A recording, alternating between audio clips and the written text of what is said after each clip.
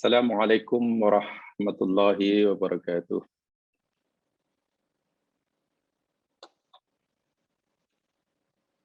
Innal hamdalillah nahmaduhu wa nasta'inuhu wa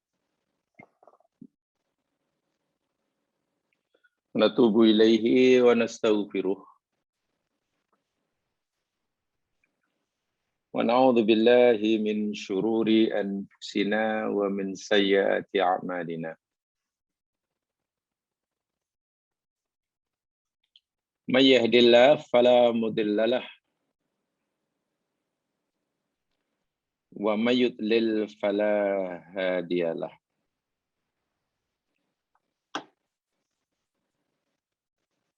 Asyhadu an la ilaha illallah wahdahu la syarikalah wa asyhadu anna Muhammadan abduhu wa rasuluh.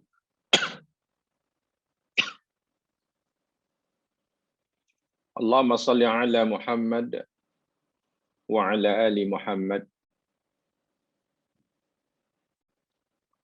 kama sallaita ala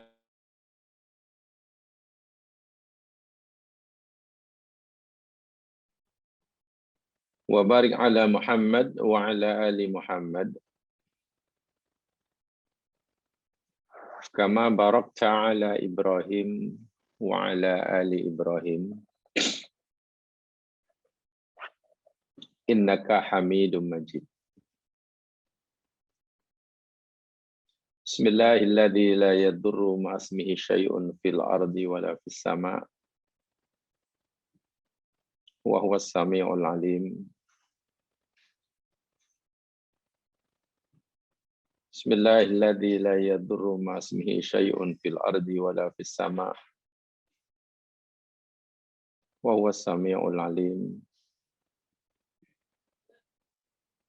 Bismillahilladzi la yadurru ma'asmihi syai'un fil ardi wala fis sama' wa huwas sami'ul alim. Allahumma ij'alna minal ladzina yastami'una al-qawla fayattabi'una ahsana. Ulaika alladzina hadahumullah wa ulaika hum ulul albab. Ya Allah, ya Tuhan kami, jadikanlah kami, masukkanlah kami dalam golongan mereka yang mau mendengarkan ucapan, perkataan, pengajaran, lalu mereka mengikuti yang terbaik daripadanya.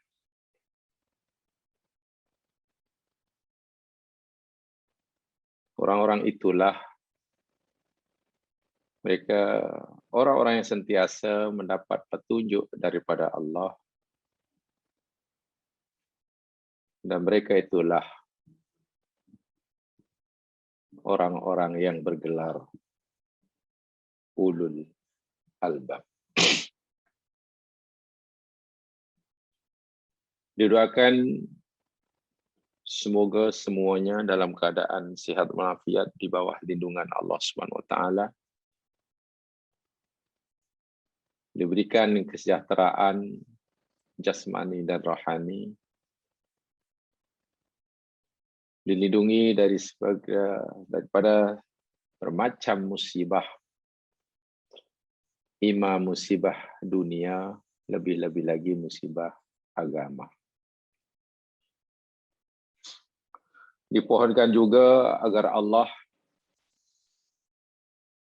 memberikan kita kemampuan, kekuatan istiqamah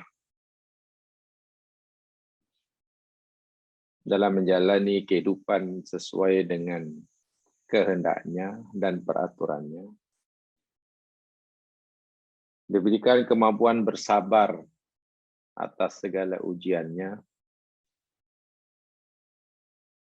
dan juga kemampuan ridho atas segala qada, qadar dan ketetapannya. Allahumma amin. Muslimin muslimat, para pendengar yang dirahmati Allah sekalian. Alhamdulillah pagi hari ini insya Allah kita akan teruskan siri kajian hadis kita.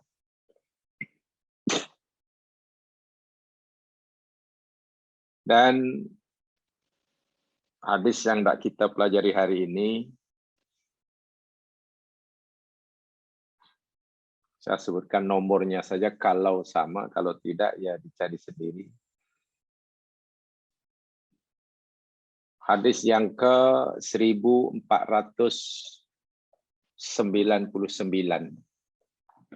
Hadis daripada Abdullah bin Umar. 1499. Atau kalau dalam kitab Arabnya,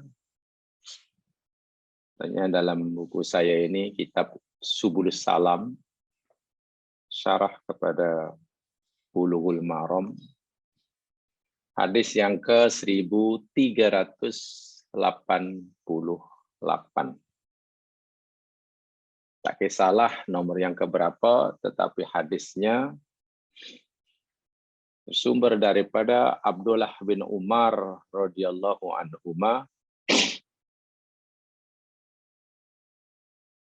bahwa diberitakan Rasulullah Shallallahu Alaihi Wasallam bersabda, "Man tashabbaha biqaumin fahuwa minhum." Coba lihat yang ada kitabnya, walaupun hanya di situ mungkin hanya ada matan dan terjemahannya. Baginda bersabda, "Man tashabbaha biqaumin fahuwa minhum." Daripada Abdullah bin Umar, katanya, Rasulullah Shallallahu Alaihi Wasallam bersabda, sesiapa yang menyerupai perilaku suatu kaum, maka dia termasuk golongan mereka. Hadis ini riwayat Abu Daud dan dinilai sahih oleh Ibnu Hibban. Riwayat Abu Daud dinilai sahih oleh Ibnu Hibban. Nanti saya jelaskan pendapat-pendapat ulama berkaitan hadis ini insyaAllah. Maksud umum daripada hadis ini, saya bacakan dalam buku yang ada itu, terjemahan Bulughul Maram. Seorang Muslim dilarang untuk meniru tradisi kaum lain dalam hal yang berkaitan dengan keyakinan, dengan agama tentunya. Perilaku ibadah dan akhlak.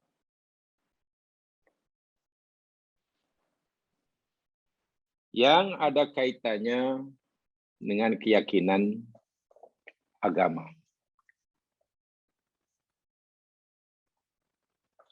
Sebagai contoh, apabila berlaku kematian,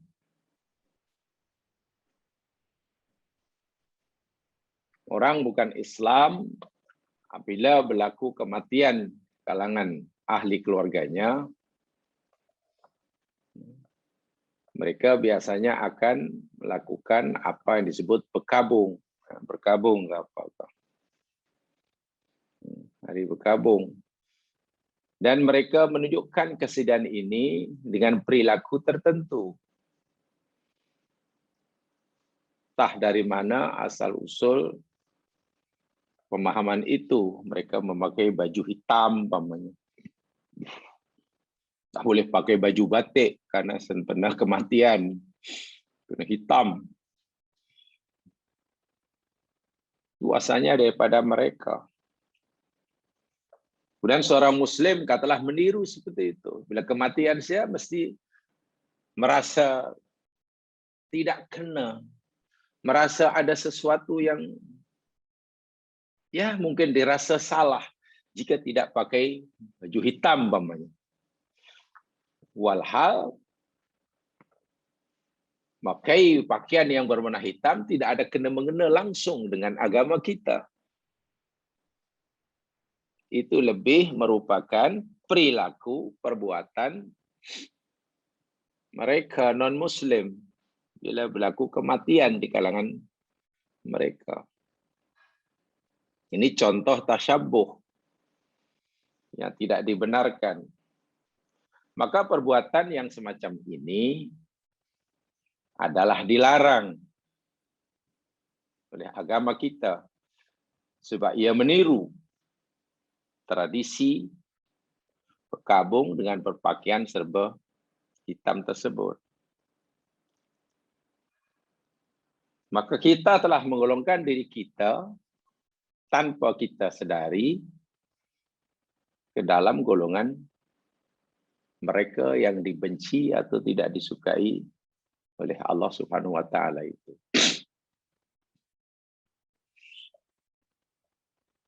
Sekarang bagaimana jika orang sempena kematian memakai baju hitam karena tak punya baju yang lain? Ya tak jadi masalah.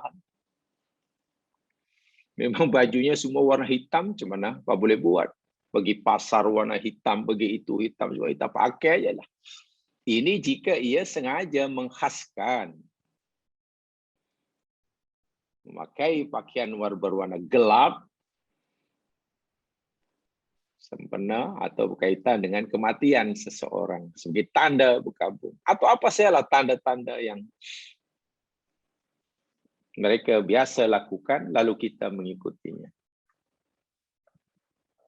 Itu apa yang dirasakan, yang ditulis dalam buku itu, dalam terjemahan itu. Walau bagaimanapun jemaah sekalian, mari kita coba kita kaji lebih jauh hadis ini. Coba kita kaji lebih jauh hadis ini. Di dalam sarahnya, sarah Bulughul Maram, sarahnya yakni Subulus Salam, dikarang oleh Imam As-Sun'ani. Hadis yang diriwayatkan oleh Imam Abu Dawud dan dinilai sahih oleh Ibnu Hibban ini, sebetulnya ulama berbeza dalam penilaian terhadap hadis ini. Fihi dha'ifun. Sebenarnya ada kelemahan dalam sanad hadis ini. Kerana banyaknya syawahid, syawahid itu saksi-saksi sanad-sanad yang lain yang lebih kuat, jalur dan jalan yang pelbagai yang kuat. Inda jama'atin min a'immatil hadis, menurut kumpulan ulama-ulama hadis, an jama'atin minas sahabah, dan juga mereka terima daripada ramai sahabat, tukhrijuhu anid dhaif, maka mengeluarkan status darjah hadis daripada sahih, daripada dhaif menjadi sahih atau paling tidak hasan. Paling tidak hasan. Ya, contoh umpamanya hadis ini juga diriwayatkan oleh Abu Ya'la. Dan bila melalui jalur Abu Ya'la, hadis ini darjahnya marfu. Contohnya. Demikian juga melalui jalan-jalan yang lain. Jadi saya telah simpulkan di sini, telah melihat beberapa ulasan ulama hadis dalam kitab mereka. Secara umumnya begini. Hadis ini, jika ia melalui jalur Ibnu Umar, Hudzaifah, Anas, ia marfu. Hadis yang sama melalui Hasan, hukumnya mursal. Tengok hanya mursal. Sampai sahabat sahaja. Dan juga ada yang melalui jalur yang lain daripada Umar, Bukan daripada Ibnu Umar, tapi daripada Umar, bapaknya, malah mauquf. Masya Allah. Tapi Ibnu Taimiyah dalam kitabnya Iqtida'us Shiratil Mustaqim, status hadis ini sanadnya yakni jayyid. Jayyid itu elok lah. Bolehlah jayyid. Kan beliau, yakni Imam Ibnu Taimiyah berkata dalam kitabnya Al-Fatawa, kata Ibnu Taimiyah, hadisun jayyid, kata beliau. Imam Al-Iraqi mengatakan hadis ini sahih. Imam Madhabi mengatakan isnadnya salih. Ibnu Hajar Al-Asqalani dia kata Abu Munib la ya'rifusmu. La yu'rafusmu. Ada sanadnya, dalam sanad ada Abu Munib yang tidak dikenal orangnya. Tidak dikenal. Sehingga kedudukannya mukhtalafun bil ikhtijaji bih, kata Ibnu Hajar. Status hadis ini darjahnya yakni mukhtalaf bil ikhtijaji bih. Diperselisihkan jika hadis ini dijadikan hujah. Tengok, berbeza lagi. Ibnu Mundir atau Al-Mundiri maksud saya. Dalam kitabnya Tahdhibus Sunani Dawud, Abi Dawud. Hadis yang berbunyi man tashabbaha biqaumin fa minhum ini dalam isnadnya, jadi isnad orang yang menyampaikan hadis daripada Nabi hingga menghimpun hadis ini, ada orang bernama Abdurrahman bin Sabit bin Thauban dan dia ini lemah.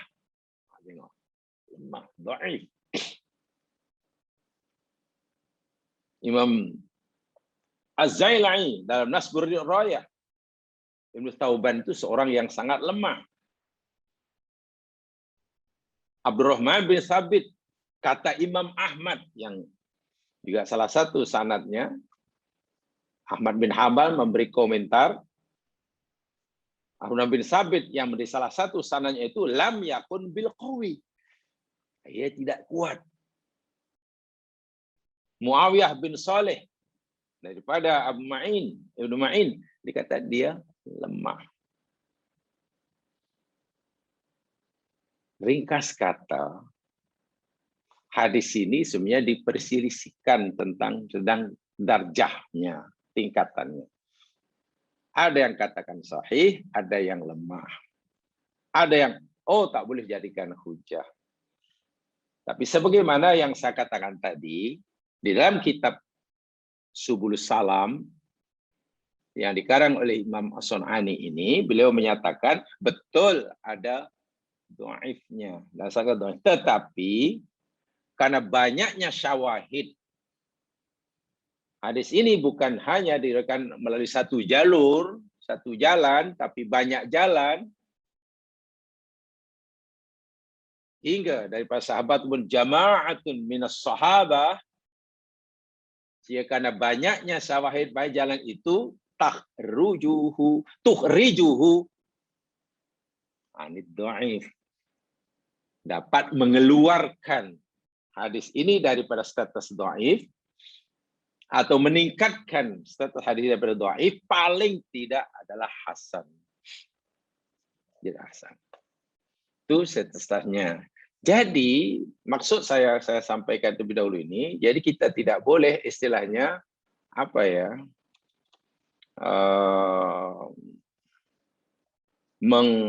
berpendapat nanti tentang tasabuh ini dengan pendapat yang keras, bahkan hadis ini yang sebenarnya hadis ini masih diperselisihkan. Sebab begini ya Mas sekalian ya, penentuan hadis itu sahih ataupun tidak, itu bukan daripada Nabi. Coba pahami betul dah. Untuk menentukan hadis itu sahih atau tidak, ini kata saya, itu bukan Nabi yang kata. Itu pengkaji hadis. Menurut penilaian menurut pendapatku dengan syarat ini ini sahih. Menurut B pula, menurut pendapatku dengan ini ini tidak kuat. Jadi yang menentukan hadis itu sahih atau tidak itu bukan Rasulullah, itu masalahnya. Jangan kita pikir yang menentukan ini sahih itu Nabi, bukan. Nabi tak pernah kata yang ini sahih, yang ini tak pernah.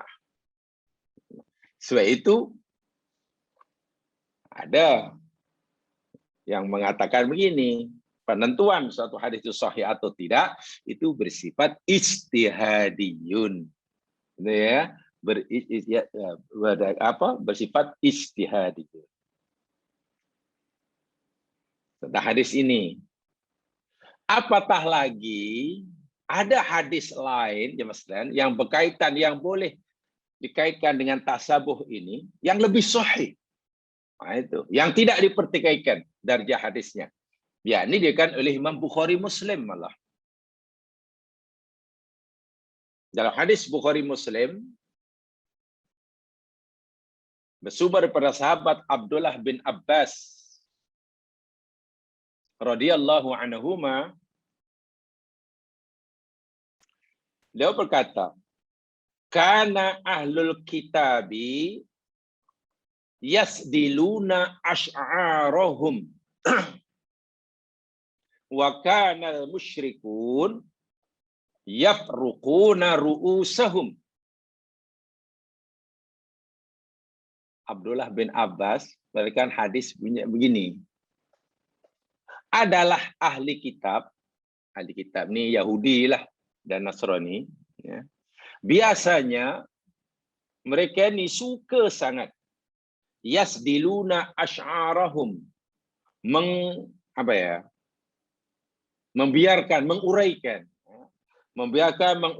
rambut mereka.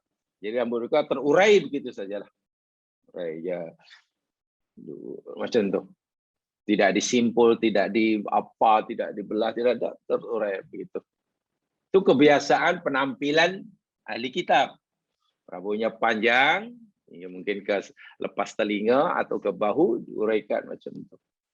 Sedangkan orang musyrikin, tradisi perilaku mereka saat itu suka membelah rambutnya jadi dua. Jadi cara berdandannya disikat. Rambut dia ada sebelah kanan atau sebelah kiri. Dibelah. Itu kebiasaan mereka dalam mendandan rambut. Ahli kitab suka membiarkannya. Sementara orang musyrik suka membelahnya. Jadi dua. Wa kana Rasul sallallahu alaihi wasallam, dan adalah Nabi sallallahu alaihi wasallam tujibuhu muwafaqatu ahli kitab. Nah, ini menarik nih. Dan adalah Nabi sallallahu alaihi wasallam lebih suka mencontohi atau menirulah kalau kata Nabi itu, atau mengikuti, boleh jadi itu, apa yang dilakukan ahli kitab. Sehingga penampilan Nabi pada masa itu, kata Ibnu Abbas, lebih banyak membiarkan rambutnya. Sehingga penampilan Nabi dari segi rambut sama dengan ahlu kitab. Membiarkannya. Yasdilun. Yasdilun. Fima lam yu'mar bih. Nih. Selama belum ada perintah tertentu yang berkaitan dengan perkara ini. Ada tak perintah daripada Allah, pada agama, bila kamu bertanda rambut mesti begini? Oh, tidak ada. Ada tak larangan Allah begini? Tidak ada. Ya, karena ini karena dengan apa namanya ini, selain tak ada perintah, dia lebih, saya suka. Nabi kata, saya lebih suka gaya yang selalu dilakukan oleh ahli kitab. Pasal dalam Rasulullah SAW, Nabi pun biarkanlah rambutnya terurai begitu, panjang. Jamaah sekalian, Nabi ini lebih banyak rambutnya yakni panjang, karena sampai ke lepas cuping telinga, bahkan pernah sampai bahu.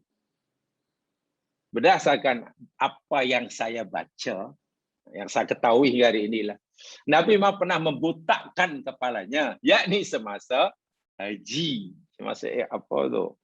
Semasa haji, itulah dibotakkan.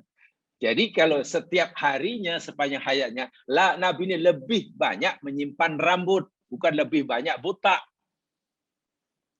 Jadi kena faham nih. Nabi ini dalam hidupnya sepanjang lebih banyak menyimpan rambut, bahkan hingga ke bahu. Sehingga ada yang mengatakan lelaki rambut panjang sampai ke bawah itu sunat. Ya, memang sunat, tapi istilah usul fiqh dipanggil sunnah jibiliyah, bukan sunnah agama, sunnah jibiliyah, tradisi. Inilah sunnah tradisi, bukan sunnah yang berkaitan sunnah lawa, maknanya bila buat dapat pahala, bila tidak begitu.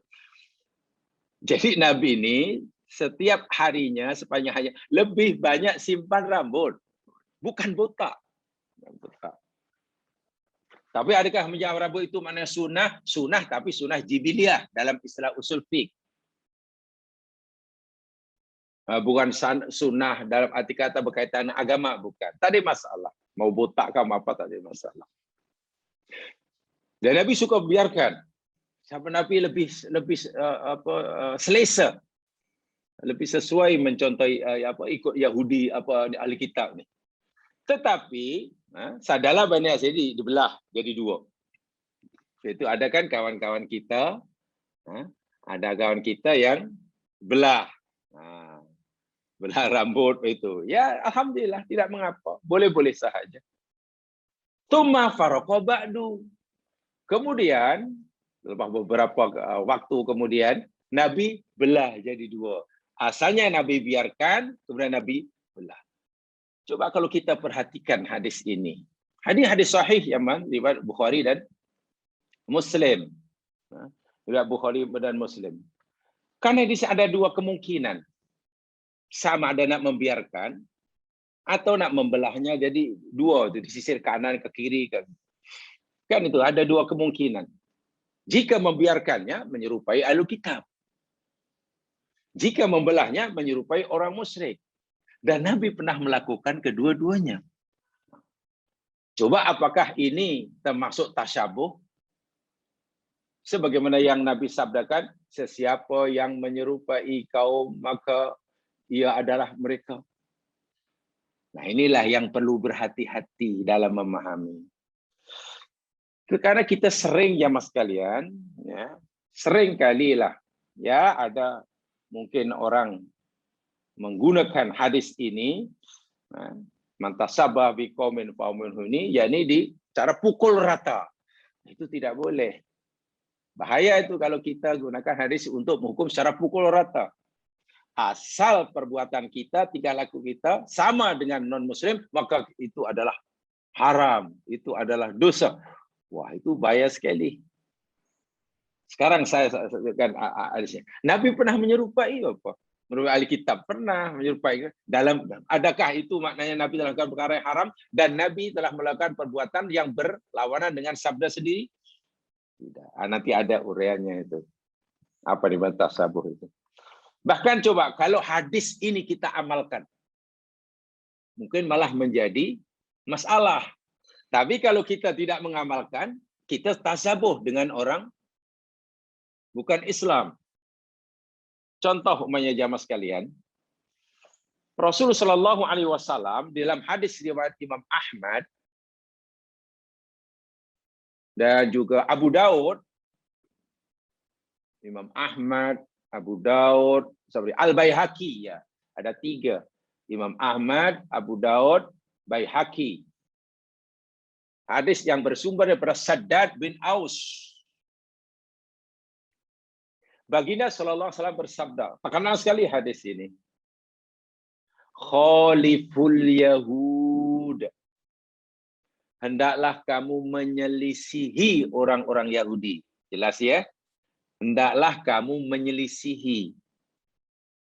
Mana berbeza? Kamu hendaklah tampil berbeza dengan orang Yahudi. Jelas itu. Itu perintah. Maknanya jangan sama.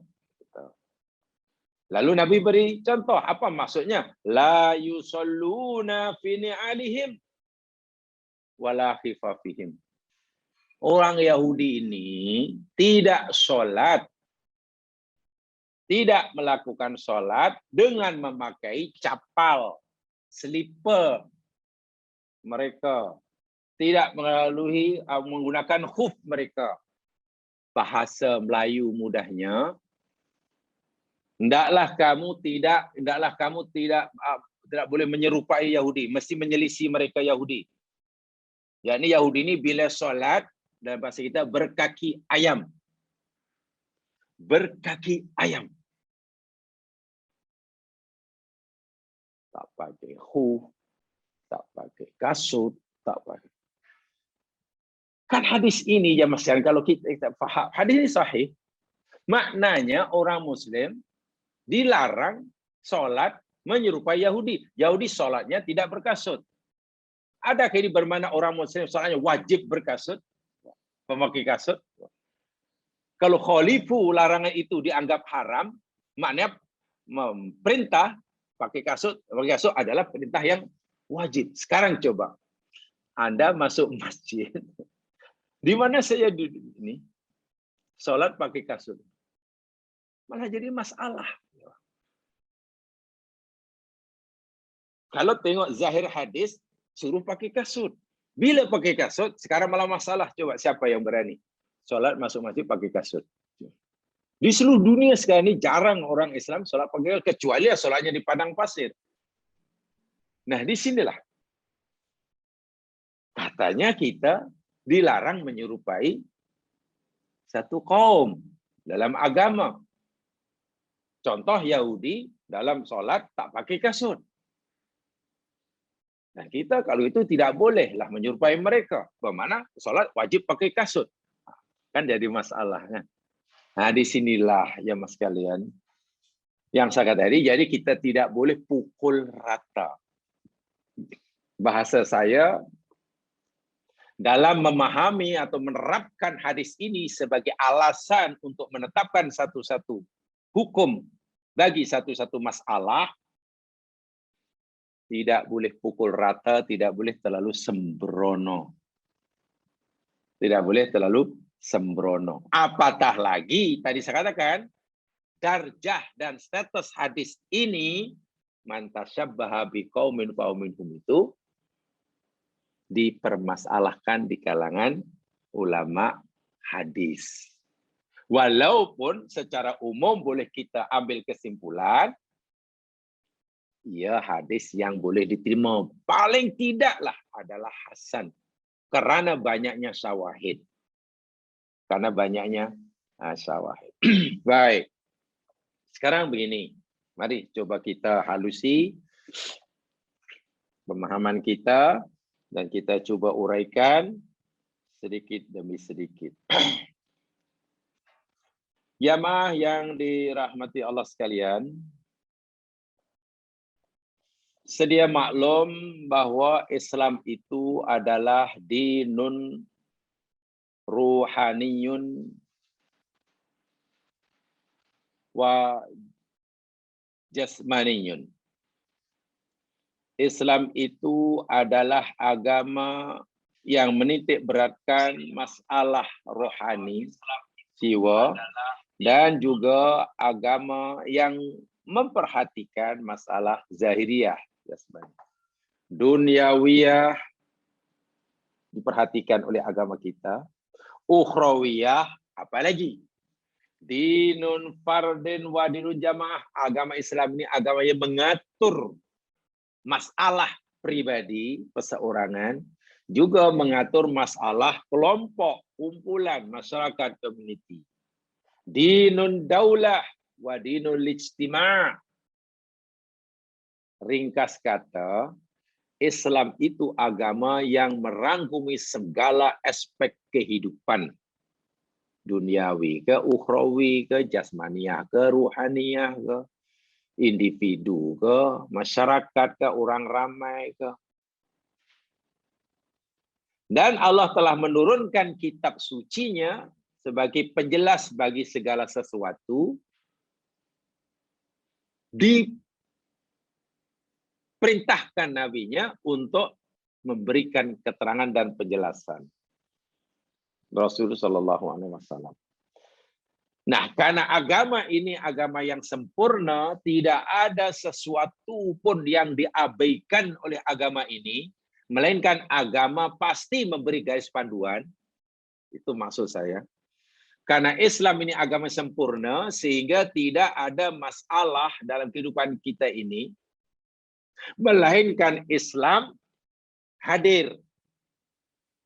Melainkan Islam pasti hadir memberi garis panduan. Termasuklah nih berkaitan gaya hidup kita ini. Gaya hidup kita ini. Kan kita ada muslim, ada non-muslim, ada kafir. Ya contohnya inilah. Mukhalafatul kuffar sawa'un kana ahlul kitab, sawa'un kana ahlal kitab, Allah kitabin, au kanu wataniyin la yaduna bini samawi bima syara'allahu lana rabbuna. Satu di antaranya secara umum nih, secara umum dahulu ya. Islam memberi garis panduan agar kita ini mukhalafatul kuffar. Ini saya cerita secara umum dahulu ya. Mukhalafatul kuffar, menyalahi orang-orang kafir. Ima kafir kitabi wa ima kafir musyrik wathaniyun. Yang mereka ini tidak beragama samawi. Sebagaimana yang Allah syariatkan pada kita. Yang dimaksudkan mukhalafatul kuffar, menyalahi orang kafir, atau kalau dalam hadis tadi, tidak tasyabuh dengan mereka. Itu kalau bahasa hadis tadi. Nah, kalau gunakan istilah hadis tadi, tidak tasyabuh. Meninggalkan tasyabuh. Ya boleh mukhalafah maksudnya. Yani ayat sudal muslim wal muslimat fi'lan la yaf'aluhul kuffar. Yani hendaklah setiap muslim ini setiap kali hendak melakukan suatu perbuatan, pastikan apa yang dilakukan ini tidak menyerupai perbuatan orang-orang kafir. Bahkan makna umum dari mukhalafah, makna umum daripada tidak tasabuh, jika mereka buat, kita tidak buat. Gitu. Jika mereka tak buat, kita buat. Kan begitu. Ini secara umum ya, secara umum. Contoh Nabi beritahu kita setelah dapat laporan dari para sahabat, ya Rasulullah, kami perhatikan ahli kitab Yahudi di Madinah ini suka sangatlah membiarkan misainya, yang lelaki lah tentunya, dan menggunting janggutnya. Lalu Rasulullah kata, kalau begitu, kamu pendekkan misai kamu dan kamu panjangkan janggut kamu. Nah, tengok. Supaya bila mereka buat, kita tak buat.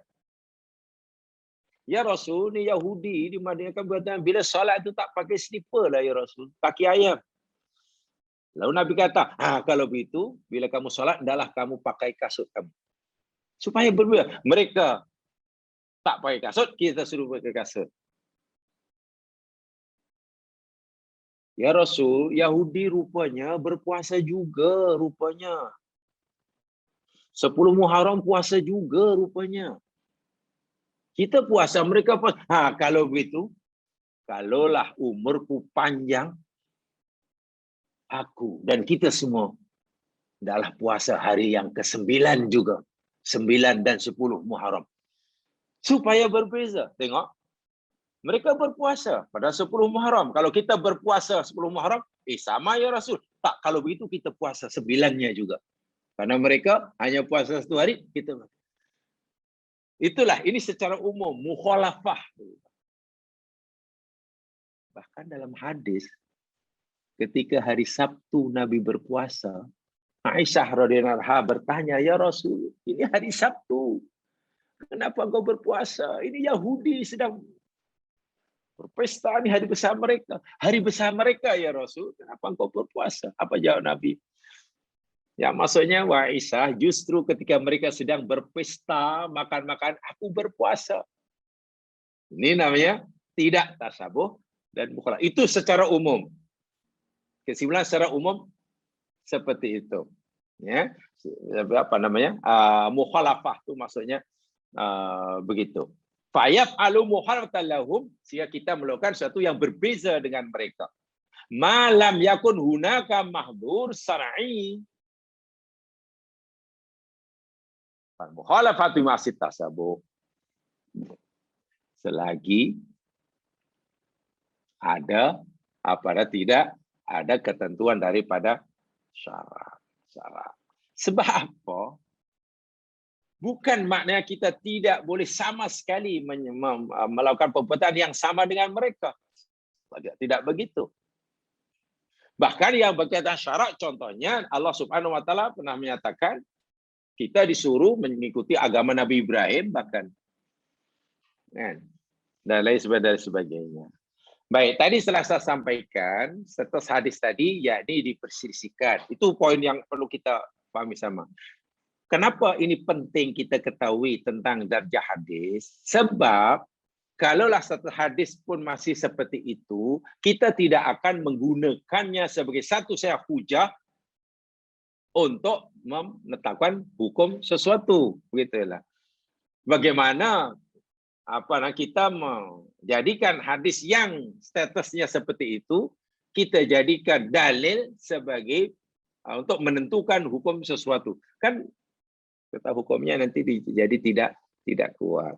Sebab itulah dalam perkara ini ulama berbeza pendapat, banyak pemahaman.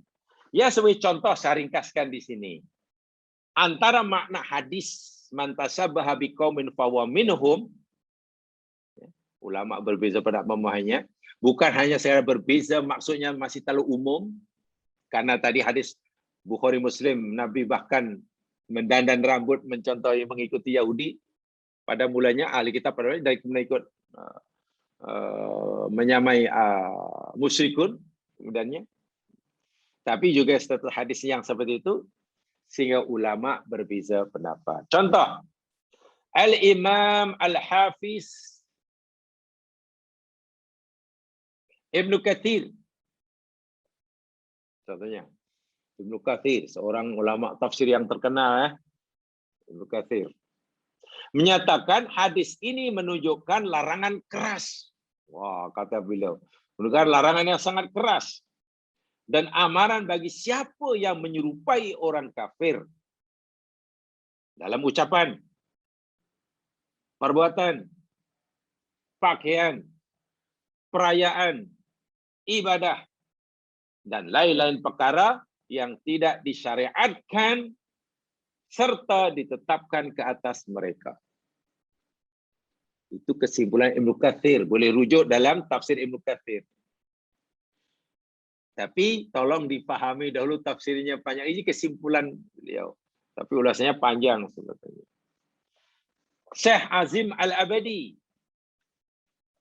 contohnya menukilkan pandangan yang diberikan oleh Imam Al-Munawi dan juga Al-Alqami.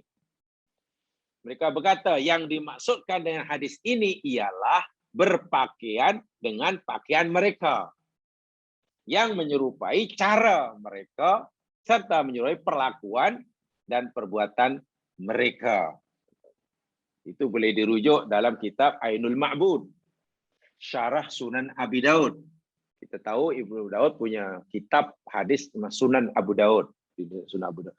Dalam Sunan Abu Daud itu semuanya perawinya Abu Daud lah. Diberi syarah, nama syarah kitab syarahnya yakni Ainul Ma'bud.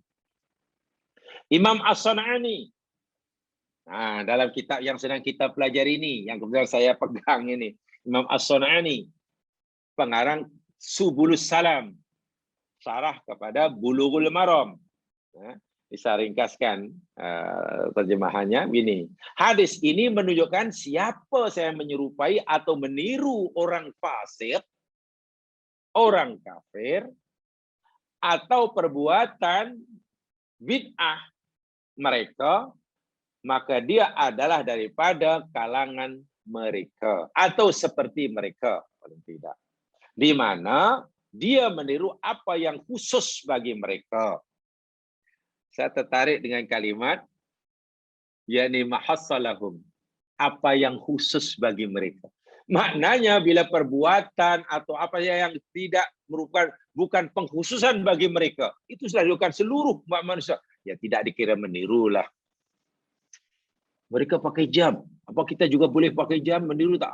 Itu bukan khusus bagi mereka. Ini yang soal ini lebih bijak. Yang khusus bagi mereka. Mungkin ada kaitan dengan keyakinan mereka. Itu yang pasti. Pakaian dan lain sebagainya, gerak-gerik mereka. Nah itu. Jadi Imam Sa'di membatasi tasyabbuh ini yang di dalam itu yakni perkara yang imam perbuatan atau ucapan atau apa saja yang khusus khas bagi mereka. Kita tidak boleh tentunya sebagai orang muslim, katalah lelaki, katalah kita sebagai muslim memakai pakaian khusus bagi yang mereka pakai. Walaupun dari segi syariah menutup aurat. Pak Haji nak pergi masjid hari Jumaat, pakai apa? Pakai 2 helai kain. Atas dan bawah. Tapi bukan warna putih, pakai macam pakaian ihram, tapi warna orange. Pakai warna orange, atas bawah. Dibotak pula kepalanya. Sama sambil bawa beg galas semuanya. Mungkin pakai capal. Mungkin dihalau oleh Pak Imam sebab dia ingat Sami. Itu kan pakaian Sami, pakaian khas mereka. Tidak boleh Pak Haji pakai itu. Itulah pakaian khusus. Pakaian khusus.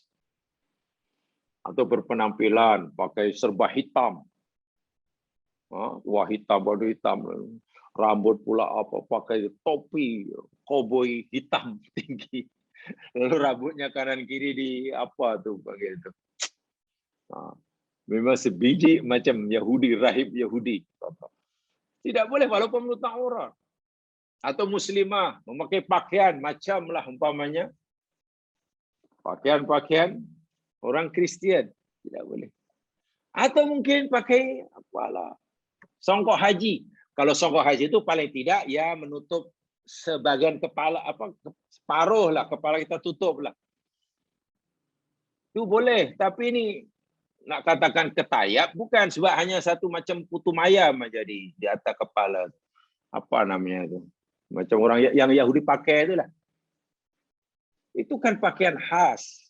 Itulah. Nah ini yang saya tertarik. As-Sun'ani menggunakan ayat yang khusus bagi mereka. Itu menarik. Ibnu Abil Bar menurutkan sesiapa yang menyuruh satu kaum, maka dia adalah golongan mereka itu dihukumkan bersama mereka. Maksudnya tasyabuh. Keadaan mereka dan ini secara umumnya dimasukkan mengikuti atau meniru perbuatan mereka, dan banyak lagi. Saya tidak mungkin, tetapi mereka punya pemahaman yang ada persamaan, tapi juga ada perbezaan. Ada yang cenderung keras sehingga sempit, sehingga kita tidak bebas bergerak. Ada yang diberi wus'ah, ada wus'ah. Apalagi tadi ada hadis Bukhari yang seperti itu. Tapi pernah mengikuti apa? Bahkan tadi saya pernah sampaikan awal, kalau kita menyalahi mereka malah jadi masalah hari ini. Contoh tadi lah, sholat pakai kasut. Coba bayangkan, Nabi suruh kita menyalahi, Nabi suruh kita tidak menyerupai Yahudi dalam bab sholat. Mereka sholat kaki ayam, mana kita suruh sholat pakai kasut. Sekarang coba, kalau kita sholat pakai kasut. Wah, di Masjidil Haram tidak ada yang pakai kasut, imam-imam tak pakai kasut. Apa itu bermakna mereka itu menyerupai Yahudi? Di sinilah yang perlu kita berpikir jernih. Dan hadisnya jelas, hadisnya sahih. Hadisnya sahih. Bunyinya pun jelas. Jadi apa namanya? Terang. Khaliful Yahud. Khaliful Yahud. Saya tertarik dengan Imam Suhrawardi. Imam Suhrawardi, dia seorang pujangga sebenarnya lah. kalau boleh kata begitu. Ia berkata begini, fatashabbahu illam takunu mithlahum innat tashabuh bil kirami falah. Beliau bahkan menyuruh kita bertasyabuh. Tapi tasabuh kepada orang-orang yang baik. Kepada orang-orang yang baik, tasabuhlah. Fatashabbahu. Tasabuhlah kamu. Illam takunu mithlahum. Walaupun kamu tidak sama dengan mereka. Innat tasyabuh bil kirami falahun. Karena sesungguhnya meniru orang-orang yang berjaya, yang baik itu akan mendapat kemenangan. Kita memang tidak sama dengan orang ini. Katakan ada orang yang alim, orang yang wara, orang yang hebat. Lalu kita ingin meniru cara berpakaian dia. Ingin meniru cara bercakap dia, ingin meniru cara makan dia, perjalanan hidup kita. Walaupun kita sebenarnya tak selevel dengan mereka. Itu kata Uswadu, itu disuruh oleh agama. Kamu nanti dapat keberkatan, kamu nanti mendapat kejayaan. Maksudnya apa? Kalau meniru orang yang baik itu kebaikan, maka meniru orang yang tak baik itu keburukan. Begitu maksudnya. Itu maksudnya. Jamaah sekalian, hadis ini memang sangat luas.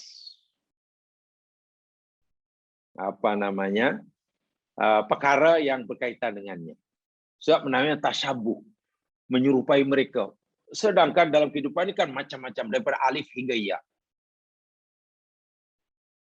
Kita mesti menyalai mereka. Dalam semua hal. Wah, bila sebut semua hal, maknanya banyak sekali. Ya, saya ambil satu sajalah. Satu sajalah. Karena kita tidak tumpu pada tajuk ini saja. Satu. Katalah dalam berpakaian lah jamaah sekalian. Biasanya dalam berpakaian lah. Janganlah kamu menuju Yahudi, Nasrani, orang kafir.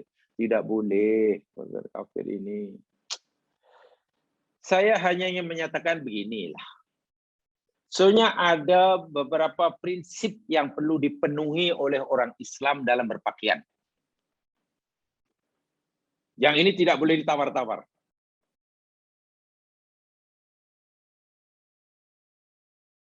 Berpakaian dalam Islam ini ada prinsip yang mesti dipenuhi, yang tidak boleh kita tawar. Masa kami belajar dahulu, istilahnya ada 4 T. 4 T. T yang pertama, tutup aurat. Ini tak boleh tawar-tawar dah. Tutup aurat. Walaupun, ini walaupun. Batasan-batasan aurat, memang daripada dahulu hingga sekarang, ada perbezaan pendapat. Itu kita akui.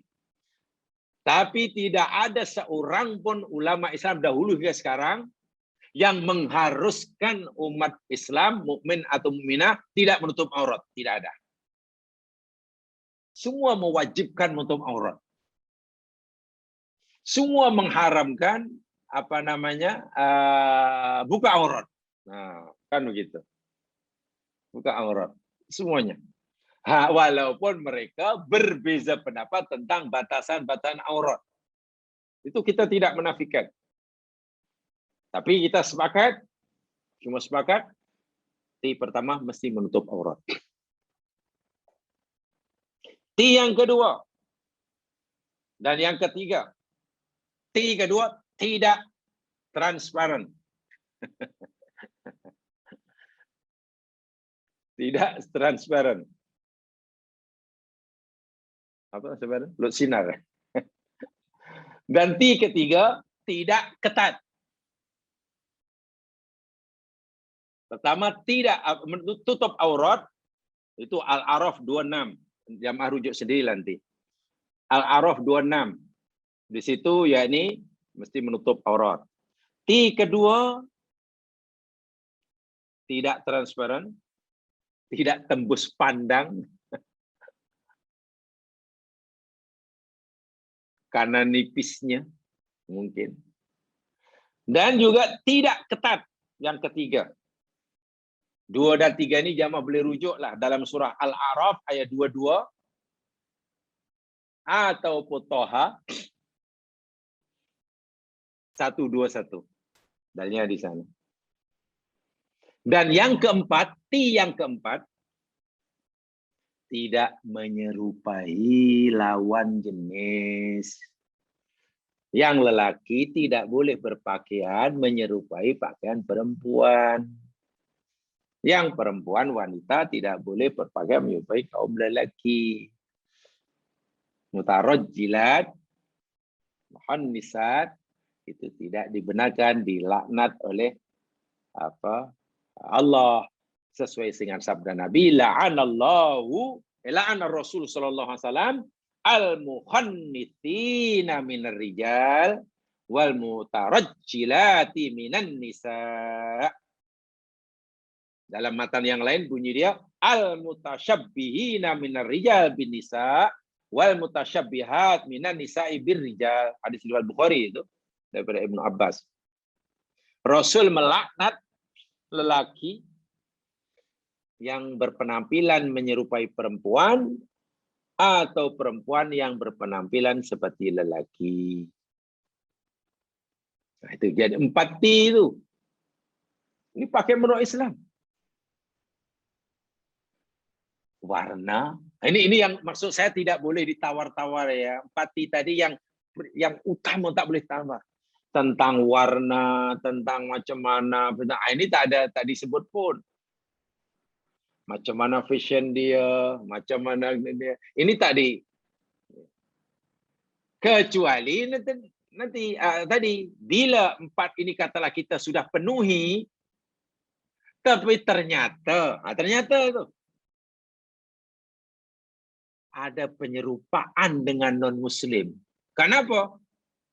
Karena pakaian yang kita pakai walaupun telah menepati 4T, tapi rupanya itu pakaian khusus bagi non-muslim. Tidak boleh. Tidak bolehnya bukan karena melanggar 4T ini. Tidak boleh karena penyerupaan tadi. Ya contohnya tadi lah, lelaki pakai baju sami buza, kan tidak boleh kan. Atau perempuan pakai pakaian seperti nan pamannya, kan tidak boleh. Walaupun menutup aurat, kan sudah menutup aurat, kan sudah tidak transparan, kan sudah tidak ketat, kan sudah tidak menyerupai lelaki, kan? Betul. Tapi tadi kata Imam As-Sun'ani, bila pakaian itu sudah memenuhi syarat seperti itu, tetapi rupanya ada penyerupaan, ada tasyabuh dengan orang-orang kafir yang itu merupakan pengkhususan bagi mereka. Maka di situ menjadi tidak boleh. Tumpak itu prinsip ya mas sekalian ya. Walaupun ada tambahan-tambahan seperti mana dalam hadis pakaian syuhra, itu disebutlah pakaian syuhra. Nah, pakaian syuhra kan ulama berbeza pendapat apa syuhra itu maksudnya. Pakaian kebesaran lah, kemegahan. Bahkan apa yang kami kaji dahulu lah, pakaian syuhra ni bukan hanya pakaian mewah ya mas sekalian. Pergilah mungkin apalah nak pergi takziah, pakai masya Allah pakaian dia satu set daripada tudung sampailah ke kasut. Nilai dia banyak 1 juta ringgit bawahnya. Ya itu nampak sangat suruhnya lah. Tak mungkin kan orang tak takziah pakaian yang satu set dari kepala ke bagnya sendiri. Tapi surah rupanya pakaian yang menyalai kebiasaan orang tempatan. Itu saya tertarik sekali makna surah seperti itu. Katakanlah. Masyarakat tempatan di mana kita tinggal, pakaian dia, katakanlah pakaian dia. Ya macam itulah pakaian yang Melayu pakai baju Melayu, itu pakaian biasa Melayu. Jadi dikenal, oh ini orang sini pakai baju Melayu, itu pagi juga.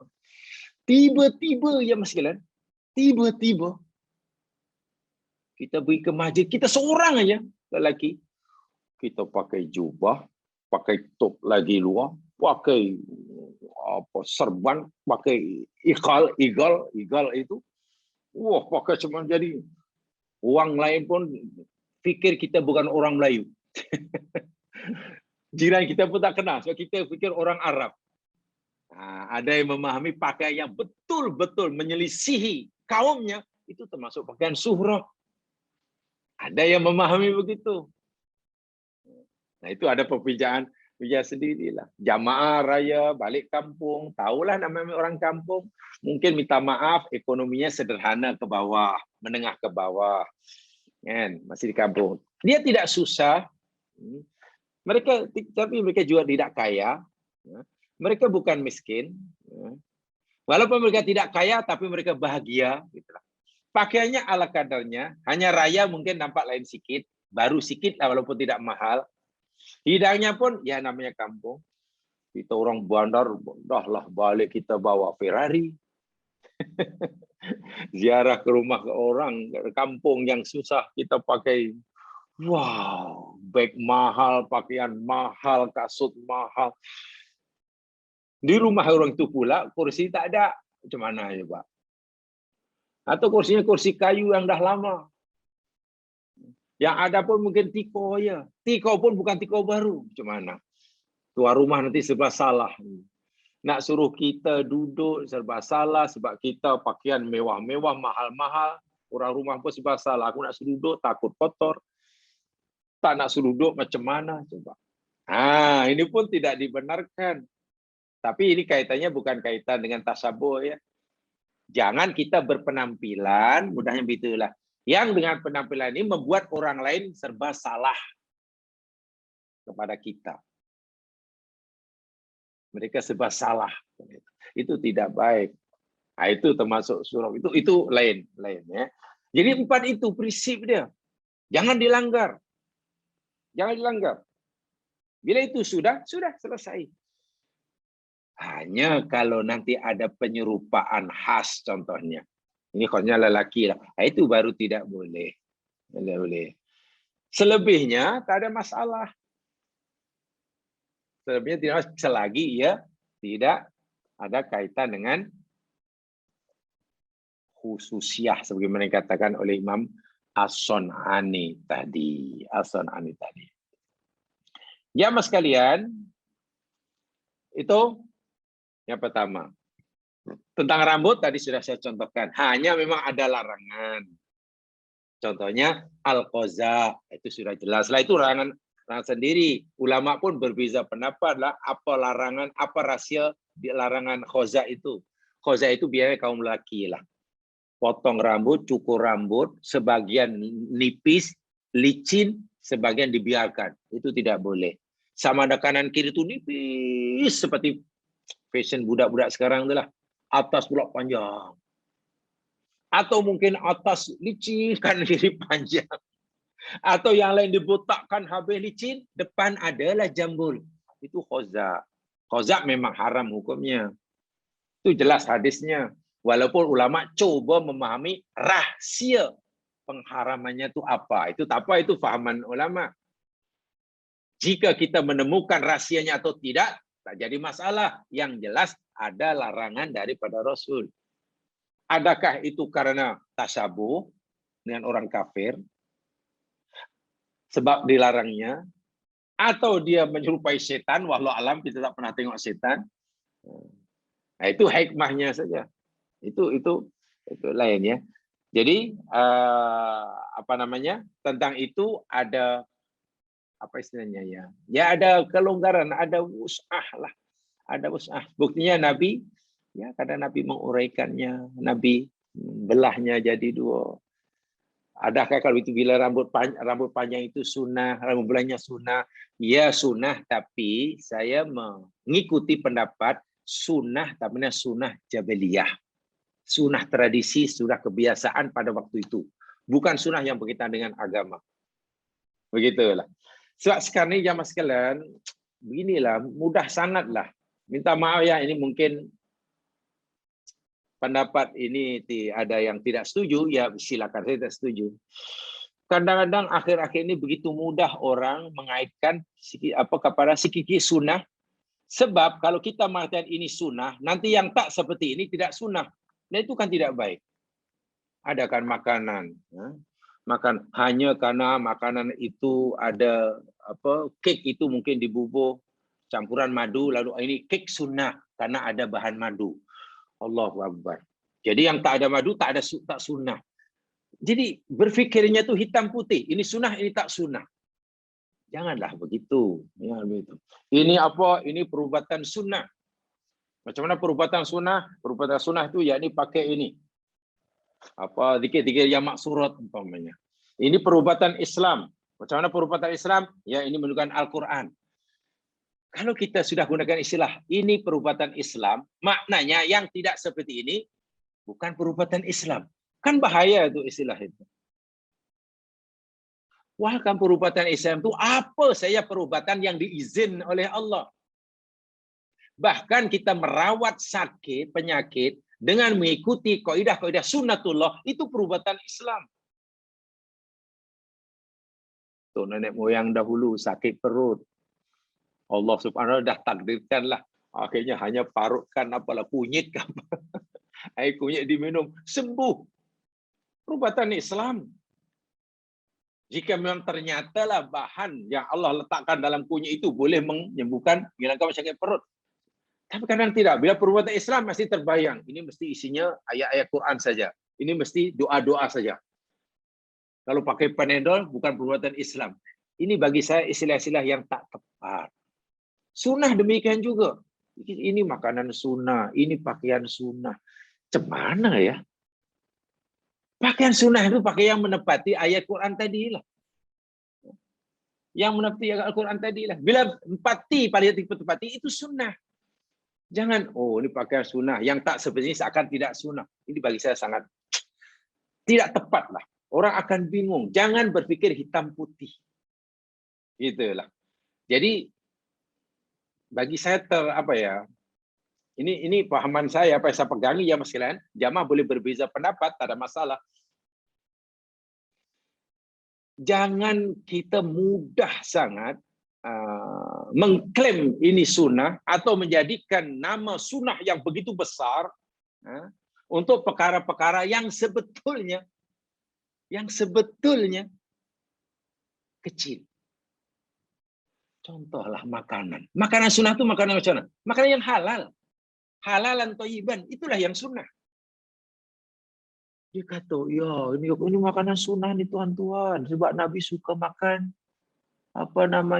tembikai. Lalu tembikai makanan sunnah. Allahu Akbar walillahilhamd. Bagaimana kalau orang alergik makan tembikai? Kasihan ya selama hidupnya tidak pernah makan sunnah. Bezakanlah Nabi suka makanan itu kerana sebagai atas nama sebagai Rasulullah atau Nabi suka makanan itu sebagai manusia biasa yang punya selera berbeza-beza. Itu sahabat sangat memahami itu. Sangat memahami sungguh. Sebab kalau bab makanan katalah jenis buah-buah ini makanan sunnah, yang lain tak sunnah. Wah, senang itu nanti orang jualan itu. Orang kalau itu kita pastikan beli yang sunnah saja walaupun tak suka. Bagaimana coba? Saya sebenarnya tak suka makan tembikai, kembung saya, tapi karena ini makan sunnah terpaksa makan lah. Makanan sunnah manhaj Al-Quran itu yang halal dan yang thayyib. Sudah. Mangga halal atau tidak halal, thayyib atau tidak bagi pengamat. Iya, itu makanan Islam. Nih daging ini daging ite ini halal atau tidak? Halal. Awak sesuai atau tidak makan? Sesuai, ya itu makanan Quran, ikut Quran pun Islam. Saya pikir begitu. Jangan menggunakan istilah sunnah yang sangat agung, sangat mulia. Ya. Kita lekatkan, kita letakkan dalam perkara-perkara yang kecil. Bagaimana jika tidak? Jika ternyata yang kita lakukan itu tidak menepati sunnah, nanti akan mencapai nama sunnah. Yang keduanya, ia akan memberikan persepsi yang membingungkan orang awam. Oh, ini sunnah, mana yang tidak seperti ini tidak sunnah. secara pribadi saya kurang setuju istilah fisik sunnah. Katakan saja yang ini menurut Islam seperti ini sudah. Jadi lebih luas, lebih luas. Saya takut nanti bab minuman pun ada minuman sunnah, ada sunnah, ada pakai sunnah, ada. Kan itu jibiliah, itu urusan adat ya Mas. Lainlah kalau perbuatan adat tapi Nabi melakukan selalu, itu maknanya ada unsur agamanya. Contoh, tidur itu adat. Tidur itu perbuatan adat, memang manusia diciptakan oleh Allah tidur. Tapi bila Nabi melakukannya dengan cara tertentu dan berulang-ulang, bahkan Nabi memberi contoh, maka tidur yang dilakukan itu bukan lagi adat, itu ada nilai ibadah. Bila kita melakukannya berpahala. Tidur hakikatnya kan boleh sambil duduk. Kalau ngantuk sangat boleh sambil duduk, sambil berdiri, sambil menelentang boleh. Ada orang selesa sambil meniarap boleh. Tapi Nabi, Masya Allah, bila nak tidur je, mengiring sebelah kanan, mengiring sebelah kanan. Oh, maknanya tidur itu walaupun perbuatan adat, tapi Nabi melakukannya berulang kali dan Nabi suruh ikuti. Ini yang sunnah. Itu boleh. Itu boleh ya Mas. Tapi kalau kaitannya dengan kesukaan. Kesukaan. Nabi pernah diberi daging dop namanya. Sahabat di tempat itu, di tempat dia suka makan dop. Lalu teringat Rasul, jadi dibawakanlah daging. Nabi tanya, daging apa ini? Dop. Nabi kata, inilah aku. Oh, aku tak makan. Sahabat terkejut. Ya Rasulullah, selama ini kami makan dan kau tak makan, adakah ini haram ya Rasul? Sebab sahabat pikir jika Nabi tak makan, haram. Nabi, oh tidak. Hanya saja kami tak biasa. Maknanya Nabi tidak ada selera makan daging dop. Apakah ini bermakna jika Nabi tidak makan, kita tidak makan dan itu sunnah? Selera atau tidak, Nabi makan atau tidak? Jadi kan bukan atas nama sebagai Nabi, tapi sebagai manusia biasa ada selera kepada makanan tertentu dan ada tidak selera pada makanan tertentu. Itu difahami dengan sangat cantik sekali oleh sahabat itu. Ya. Jadi maksudnya jangan pukul rata, jangan terlalu mudah inilah. Dan sekarang ini memang sangat laku ya Mas Kena ya. Khasnya di Asia Tenggara sangat laku akhir ini ya. Yang begitu gencar sekali setakat yang saya tahulah dan juga kawan beritahu, kawan belajar dulu Indonesia beritahu. Ya semenjak tahun 2000 lah sangat laku sungguh istilah sunnah ini. Semua orang cintakan sunnah, semua orang cintakan sunnah, semua orang ingin kembali pada sunnah. Tapi begitu mudah menggunakan istilah sunnah, ditempelkan, dilabelkan pada suatu perkara. Itu kadang kesannya kurang baik. Kesannya kurang baik. Jadi perlu hati-hati maksud saya begitu. Bukan tidak boleh ya, tapi kena berhati-hati. Hati-hati. Apalagi nanti bila berada dengan orang awam berpikirnya kan hitam putih. Maksudnya kalau tidak hitam putih kan begitu. Apa bahasanya istilah itu berpikir apa itu? Kalau bahasa saya itu berpikir linear gitu. Letak hitam putih. Jadi kalau ini makanan sunnah, ini bukan sunnah. Kalau takkan hanya mencampurkan dalam cake-nya itu apa namanya dibubuk madu kemudian cake sunnah karena dibubuk madu. Mana yang cake yang tak ada madu bukan cake sunnah. Wah itu bagi saya terlalu tak perlu begitulah. Tak perlu begitu. Tidak begitu. Sebab kan ada kan orang boleh makan minum. Ya madu memang makanan yang minuman yang Allah sebutkan dalam Al-Quran. Kan disebutkan kan syifa, betul. Tapi ada orang yang malah tidak sesuai minum madu pula karena ada faktor-faktor yang tertentu, tertentu. Baik ya Mas sekalian. Jadi di sini saya ulangi sekali. Jangan terlalu pukul rata gitulah. Sebab kalau pukul rata nanti susah. Tasabuh tadilah. Contohnya tadi, saya yakin penuh yakin hingga hari inilah Bila kita tidak mengamalkan hadis Shaddad bin Aus yang saya bacakan tadi, dia Imam Ahmad, Abu Daud, Baihaqi tadilah, yang Nabi menyuruh kita supaya kita menyalahi Yahudi, tidak menyerupai Yahudi tadilah. Jangan kamu buat perkara benda yang menyamai Yahudi. Macam mana ya Rasul? Mereka solat tak pakai kasut. Sebab itu bila kamu solat, pakailah kasut. Huru hara yang masih lain. Bahkan kalau kita memantuk hadis ini, sekarang coba lakukan gitu lah.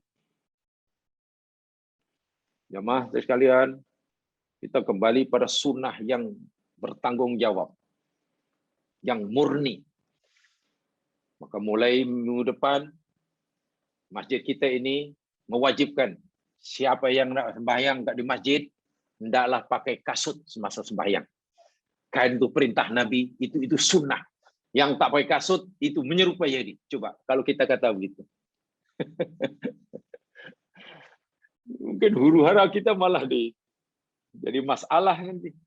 Lainlah kalau mungkin kita menerapkan hadis tadi di padang pasir atau di tanah lapang atau di halaman di sinilah perlu kearifan, perlu kebijaksanaan, karena tidak mungkin kan kita akan mengamalkan apa adanya.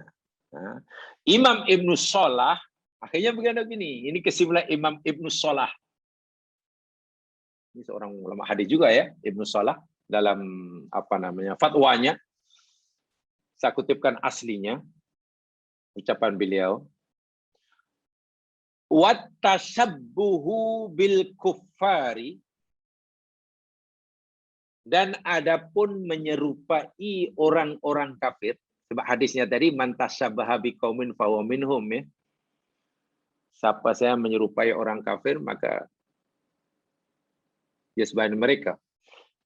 Adapun tasyabuh dengan orang kafir itu qad yakunu makruhan, kadang-kadang ia hukumnya hanya makruh. Wa qad yakunu haraman, dan kadang-kadang hukumnya haram. Boleh jadi makruh, boleh jadi haram. Bahkan qad yakunu halalan, boleh jadi halal, kerana memang apa yang dilakukan itu bukan penghujam mereka, tapi semua manusia. Panas saja seluruh dunia ini, jangan saya tak kira Yahudi ke, mukmin ke, kafir ke, Hindu ke, Buddha ke. Bahkan etis secara etis sekalipun, bila panas di depan saya, semua pakai payung. Semua pakai payung. Lalu kita tengok, ini macam mana bezakan mukmin kafir ni semua pakai payung. Ini dah serupa ni. Jadi kalau orang kafir pakai payung, jangan, tak boleh lah.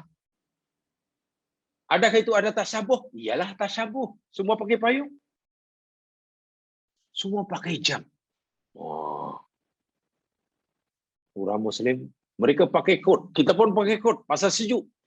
Wah, nampaknya mereka pakai necktie dah. Orang Islam pun pakai necktie. Nah, ini tak kena mengena. Kerana semua ini orang melakukannya. Walaupun tak dinafikan. Ada yang mengharamkannya. Dulu semasa masih menuntut, kita belajar sejarah. Mungkin di sini pun ada lah. Tapi dahulu masa belajar sejarah, ya dalam satu tingkatan lah. Tingkatan 2 atau 3 kalau sejarah. Secara perjuangan bangsa Indonesia panjang dijajah Belanda. Di Sumatera Barat, ya mas kalian. Ini kisah sejarah. Padang khasnya, orang Minang. Di sana banyak orang-orang alim. Yang gelaran orang-orang alim Sumatera Barat dipanggil Buya. Di Sumatera Barat dipanggil Buya. Di Malaysia dipanggil Tok Guru. Kalau orang Sunda panggil Ajengan. Kalau keturunan Jawa dipanggil Kiai. Di sini panggil Tok Guru. Banyak buya-buya itu. Wah, karena bencinya, karena mereka ulama nak menanamkan kebencian kepada Belanda, tidak boleh menghormati, meraihkan orang Belanda si penjajah kafir, tidak boleh. Itu bagus. Tapi gimana cara ulama menanamkan kebencian kepada penjajah yang kafir ini? Mereka mengharamkan berpenampilan seperti mana Belanda si penjajah. Sehingga ulama terbarat waktu mengharamkan pakai seluar lelaki. Kalau lelaki pakai seluar panjang itu haram karena itu menyerupai mereka. Sehingga waktu di Sumatera Barat tidak ada lelaki muslim pakai seluar panjang, pakai kain sarung atau pakai jubah. Waktu itu. Dan berkesan, ya tidak salahlah mereka mengharamkannya.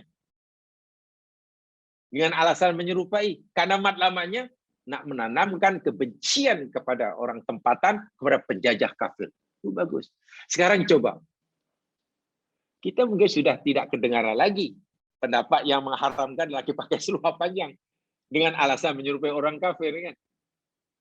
Nah, jadi hukum yang seperti ini, karena pakai seluar itu bukan satu pakaian bagusan, ya maka tidak ada hukumnya lah halal atau haram atau makruh. Ya halal karena semua orang pakai. Ibnu Salah kata menyerupai orang kafir itu ada kalanya makruh, ada kalanya haram. Wadzalika ala hasbil fakhshi fihi qillatun wa kathrah. Dan itu bergantunglah banyak atau sedikitnya kadar keburukan yang ada di dalamnya. Jika dengan melakukan tasabuh dengan mereka itu banyak mendatangkan keburukan, maka haram hukumnya. Jika dengan melakukan tasabuh dengan orang bukan Islam itu membawa sedikit keburukannya, maka hanya jatuh makruh hukum. Itu kata Ibnu Salah. Nah, di sini pun masih menyisakan masalah. Nak menentukan banyak buruknya keburukan itu macam mana? Nah, itu kan masalah lagi itu. Itu kan masih perlu kajian lagi. Begitulah. Jadi memang tidak mudah ya Mas untuk memahami. Tidak mudah. Lalu mereka, ya kalau itu dalam masalah agama, itu keburukannya itu jelas. Mudah. Kalaulah penyebab itu dari si masalah agama, itu jelas sekali. Itu haram. Pengharaman sebab itu Ibnu Salah mengharamkan jemaah sekalian upacara pengkebumian jenazah muslim. Saya ulangi ya. Upacara pengkebumian pengurusan jenazah yang dilakukan oleh orang muslim serupa dengan cara pengkebumian jenazah mayit oleh orang bukan kafir itu haram karena penyerupaan dari segi agama. Madaratnya sangat besar. Ini contohnya. Tapi sekarang ini tengok ya. Ini sudah tidak laku jangan kali kalau dalam peringkat atas sudah tidak laku. Sebagai contoh minta maaf sekali lagi minta maaf. Kalau ada orang kafir mati, apa yang mereka lakukan upacara pengkebumiannya? Oh, Masya Allah. Mulai pada di rumahnya, belum ditanam, belum dibawa tentara, selangkah demi selangkah, selangkah. Diiringi dengan 27 das tembakan. Diangkat ke tanah kuburan, hormat tentara.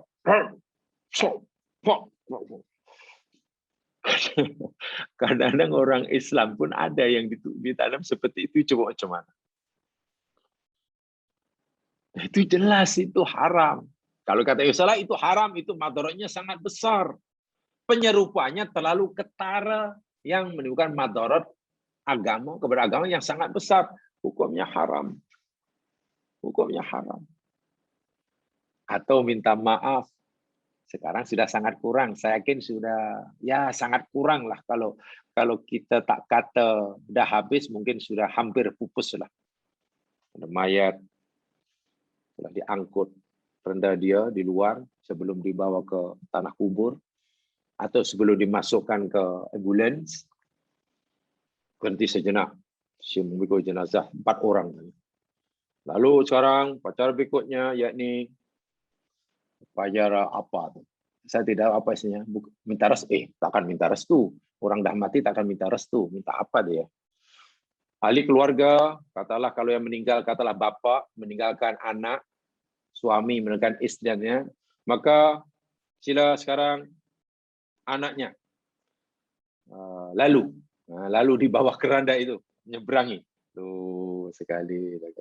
Kemudian istrinya lalu, nah itu tak ada kaitan dengan agama Islam, itu 100% mencuri agama syirik. Nah itu diharamkan oleh Ibnu Salah.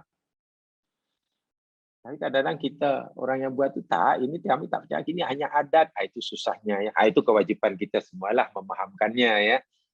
Jadi ringkasnya Ibnu Salah kata tasabuh orang kafir itu ada kalanya hukumnya makruh, ada kalanya hukumnya haram, bergantung pada banyak atau sedikitnya keburukan yang ditimbulkannya. Nah, untuk menentukan, mengetahui banyak atau sedikit kadar keburukannya baru sedikit itu perlulah pengamatan, kajian yang cermat. Itulah. Tentulah berdasarkan ilmu, dasar-dasar pemikiran hukum, istinbat hukum yang cerdas lah. Tidak mudah juga ya, tidak mudah juga. Kemudian begini, Syekh Mullah Al-Qari berpendapat, jika diharamkannya tasabuh itu dipukul rata, asal tasabuh itu haram, katalah kalau begitu saja. Wah, itu tidak betul. Tak boleh. Tasabuh mengharamkan semua jenis tasabuh, pukul rata itu tidak boleh. Kerana menurut beliau, yakni Syekh Mullah Al-Qari, makna tasabuh itu dalam syiar. Ini menarik, kata beliau, lebih khususkan. Hanya dalam syiar, bukan yang lainnya. Syiar itu kaitannya dengan agama maksudnya. Bukan yang lainnya. Contoh umpamanya, apakah makan dengan sudu itu merupakan syiar Yahudi? Kalau ia merupakan syiar agama mereka, kita tidak boleh makan dengan garpu dan sudu. Tapi nampaknya tak ada pun orang yang berpendapat, termasuk ulama Islam, sarjana Muslim, yang berpendapat makan dengan garpu dan sudu itu syiar agama kafir. Tak ada. Karena itu bukan syiar agama mereka, maka bila kita makan dengan garpu dan sudu, ikut apa yang dilakukan oleh mullah, ya tidak mengapa, karena itu bukan syiar mereka. Walaupun mungkin nampaknya sama, mereka makan pakai sudu, kita pun makan pakai sudu, dan lain sebagainya. Terlepas daripada mana yang lebih baik, ya ini bukan cerita baik. Kalau kiamat tanya mana lebih baik, ya lebih baik pakai tangan lah, seperti Nabi. Nah itu kalau bertanya yang lebih baik, yang afdal. Ini cerita kalau orang mukmin makan pakai garpu dan sudu, adakah dikira tasabuh dengan orang kafir? Karena orang kafir pun makan pakai garpu dan sudu umpamanya. Ya, ikut pendapat petua yang diberikan oleh Syekh Mullah Al-Qari itu tidak termasuk tasabuh karena tidak ada kaitan dengan syiar. Tidak ada kaitan dengan syiar. Syekhul Islam Imam Ibnu Taimiyah berpendapat lebih kurang juga seperti itu. Agak panjang ucapan saya kutip dari fatwa beliau, tapi maksudnya lebih kurang sama seperti itu. Jamaah sekalian, jadi kesimpulannya, walaupun ini sebetulnya perbincangan yang panjang lebar ya, saya tidak membincangkan status hadisnya. Hadisnya memang kalau kita bicara tentang hadisnya, mungkin ada orang yang tidak meneruskan perbincangan. Karena hadisnya kan dipermasalahkan. Ada yang kata hasan, ada yang kata dhaif, ada yang kata mauquf kan. Sedangkan yang sahih malah yang sebaliknya. Jadi kalau kita berhenti pada mengetahui status hadis, ya mungkin tidak berbicara banyak. Tapi ini jika kita menerima pendapat yang mengatakan hadis tadi paling tidak hasan, maka boleh kita uraikannya. Jadi panjang dan nampaknya ulama pun menguraikannya agak panjang. Nanti kita berikan contoh-contoh yang lain mana yang tidak. Sebenarnya banyak yang kita ikuti tapi kita tak merasa mengikuti itu. Banyak kita melakukan tasabuh yang kita tak fikir itu tasabuh. Ini bahaya ya Mas ya. Seperti ucapkan salam. Banyak orang yang tasabuh. Kan? Ada salam kan jaga jauh. Hai, hai, hai tegur. Itu bukan daripada Islam, itu tasabuh itu dengan hai, hai. Isyarah. Bilkaf. Itu tidak boleh sebetulnya. Itu tasabuh dengan non-muslim. Dalam Islam jumpa Assalamualaikum bukan angkat tangan. Angkat tangan. Tapi kalau angkat tangan nak memberitahu kepada orang itu di mana posisi kita, itu tak mengapa. Ada orang cari dalam kita angkat tangan, woi sini sini, itu tak mengapa. Nah, itu pun ada perbincangan juga. Jadi pesanan saya pada saya sendiri, hadis-hadis yang serupa ini janganlah kita pahami begitu mudah sehingga kita mengambil pemahaman secara pukul rata. Itu bagi saya kurang cermat gitu lah. Bagi saya kurang cermat. Jadi kena berhati-hati supaya maklumat yang kita sampaikan tu kita usahakan al-aqrab ila sahih, yang berusaha yang paling dekat kepada yang benar. Mudah-mudahan diberkati oleh Allah Subhanahu wa taala. Kurang lebihnya mohon dimaafkan. Insyaallah kita kembali ke kesempatan yang lain. Kita bacaan tasbih kifarah. Subhanakallahumma wa bihamdika asyhadu an la ilaha illa anta astaghfiruka wa atubu ilaik. A'udzu billahi minasyaitonir rajim. Wal 'asr innal insana lafi khusr illa alladziina aamanu wa 'amilus shalihat wa tawassaw bil haqq wa tawassaw bis sabr. Assalamualaikum warahmatullahi wabarakatuh.